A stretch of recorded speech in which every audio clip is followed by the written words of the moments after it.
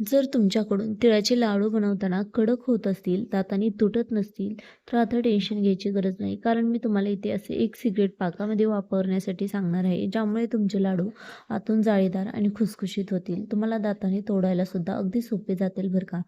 आणि बरोबरच लाडू जर बनवताना तुमच्या हाताला चटके बसत असतील, तर तिथे तुम्ही काय करू शकता, याच्यासाठी सुद्धा मी तुम्हाला इथे ट्रिक्स सांगणार आहे. नमस्कार, मी अश्विनी. स्वागत करत आहे तुमचे अश्विनीज किचनमध्ये. आज आपल्या किचनमध्ये आपण तिळाचे लाडू बनवणार आहोत, तेही अगदी परफेक्ट असे. चला तर मग सुरू करूया. त्यासाठी एक वाटी आपल्याला तीळ घ्यायचे आहे. तीळ तुम्ही आता इथे गावरान घेऊ शकता किंवा पॉलिशचे घेऊ शकता, तुमची चॉईस. बरोबरच त्याच वाटीने सेम एक वाटी गूळ घ्यायचा आहे. दोन्हीचे प्रमाण कधीही सेम असायला हवं, म्हणजे कसं परफेक्ट असं लाडू उळले जातात. आता गॅस चालू करायचा.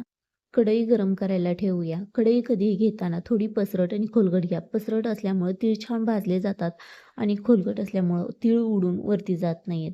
इथे आपल्याला तीळ ही मीडियम गॅसवरती अगदी 4 ते 5 मिनिट खमंग असे भाजायचे आहेत. तीळ भाजताना गॅस फुल करू नका, नाहीतर तीळ वरनं भाजले जातील आणि आतून कच्चे राहतील. अगदी 4 ते 5 मिनिटात जसे मी तुम्हाला इथे दाखवते असे खमंग असा वास सुटतो आणि तीळ भाजले जातात.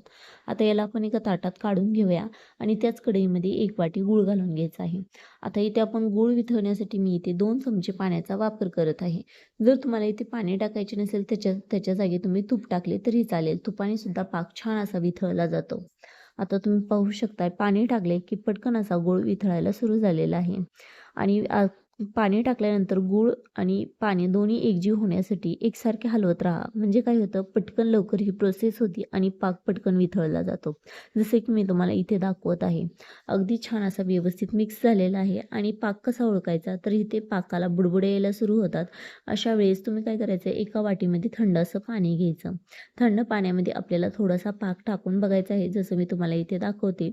आता इथे चेक करायचं आहे. तुम्ही पाहू शकता इथे अजून पाक आलेला नव्हता, अगदी कच्चाच होता. मग आणखी 2 मिनिटं छान असं हलवलं. पण हलवत असताना त्याच्यामध्ये मी 1 ते 1.5 चमचा एवढं तूप घातलं. तुपामुळे लाडू खुसखुशीत आणि सॉफ्ट होतात. तूप व्यवस्थित या पाकामध्ये मिक्स करायचे आहे आणि मिक्स केल्यानंतर आता आणखी आपण एकदा पाक चेक करणार आहोत. पाण्यामध्ये थोडा पाक टाकून घ्यायचा. त्याची गोळी तयार झाली आणि हलकीशी कडक गोळी आली की समजायचं की आपला पाक इथं परफेक्ट असा बनवून तयार आहे, असे समजून घ्यायचे.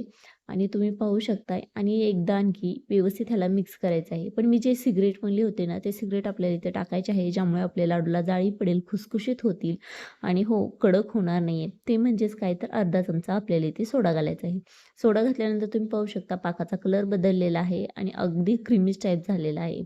म्हणजेच इथे पाक आपला व्यवस्थित तयार झालेला आहे. यावेळेस तुम्ही काय करणार आहात, तर इथे तुम्ही गॅस बंद करू शकता किंवा अगदी बारीक करू शकता आणि व्यवस्थित मिक्स करू शकता. आता याच्यामध्ये तीळ घालायचे आहेत. शक्यतो तुम्ही इथे गॅस बंदच करा आणि छान असे तीळ मिक्स करून घ्या. तीळ आणि गूळ दोन्ही व्यवस्थित मिक्स झाले पाहिजेत, नाहीतर ते लाडू वळताना तीळ एका साईडला राहतात आणि गूळ एका साईडला राहतो. त्यामुळे इथे जरा थोडा फास्ट हात हलवा. आता लाडू बांधताना तुम्ही काय करता, तर लगेच लाडू बांधायला घेत असाल तर हाताला चटके बसतात. त्यासाठी आपल्याला काय करायचं आहे, थोडेसे मिश्रण साईडचे हलवून घेत घेत असे आपण त्याचे लाडू बांधायचे आहेत. आता सुरुवातीला मी इथे पाहिले, पण आणखी थोडे पातळ होते, म्हणजे जास्तच गरम होते. हातावरती घेतल्यावर जास्त चटका बसत होता. त्यामुळे इथे मी काय केले, की लाडूला 2 मिनिटं थांबले. तर मी अगदी इथे 2 मिनिटं थांबली होती. 2 मिनिटानंतरनं लाडू वळायला सुरू केले. तर किती छान असे लाडू वळून तयार होत आहेत. जर तुम्हाला वाटत असेल की असे लाडू वळताना हाताला चटके बसत आहे, तर तुमच्यासाठी सुद्धा एक ट्रिक आहे, ज्यामुळे तुमच्या हाताला चटकेसुद्धा बसणार नाहीत. पण हो, जर तुम्हाला असे वळता येत असेल तर तुम्ही असे सुद्धा वळू शकता. पण नसेल, पोळत असेल, तर ही प्रोसेस तुमच्यासाठी.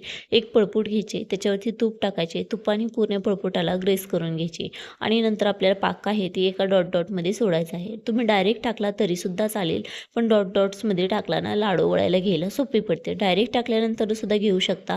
आणि जर तुमचे मिश्रण थंड झाले असेल तर 1.5 ते 2 मिनिटं तुम्ही गॅसवर ठेवा. त्यामुळे ते गरम होईल आणि गरम झाल्यावरती तुम्हाला लाडू वळता येतील. पण जेवढे लागेल तेवढेच तुम्ही पळपुटावर घ्या आणि बाकीचे झाकून ठेवा. त्यामुळे ते गरम राहील आणि तुम्हाला राहिलेले लाडूसुद्धा छान असे वळता येतील.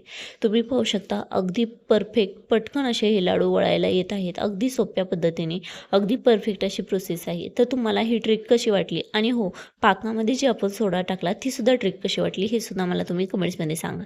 यामुळे काय होते, सोडा जेव्हा आपण टाकतो ना तेव्हा ते आतून छान अशी जाळी पडते आणि खुसखुशीत होते. त्यामुळे आपले लाडू आतून कडक होत नाही आहेत. अगदी परफेक्ट असे बनवून तयार होतात. तर हे परफेक्ट झालेले आपले तिळाचे लाडू तुम्हाला कसे वाटले हे सुद्धा मला तुम्ही कमेंट्सद्वारे नक्की सांगा. आणि हो, तुम्हाला आवडले असतील तर लाईक, शेअर आणि सबस्क्राईब करायला देखील विसरू नका बरं का. आता बोलत-बोलत इथे आपले सगळे लाडू छान असे वळून झालेले आहेत. तुम्हाला मी इथे एक लाडू दाखवत आहे. किती परफेक्ट असा बनवून तयार झालेला आहे.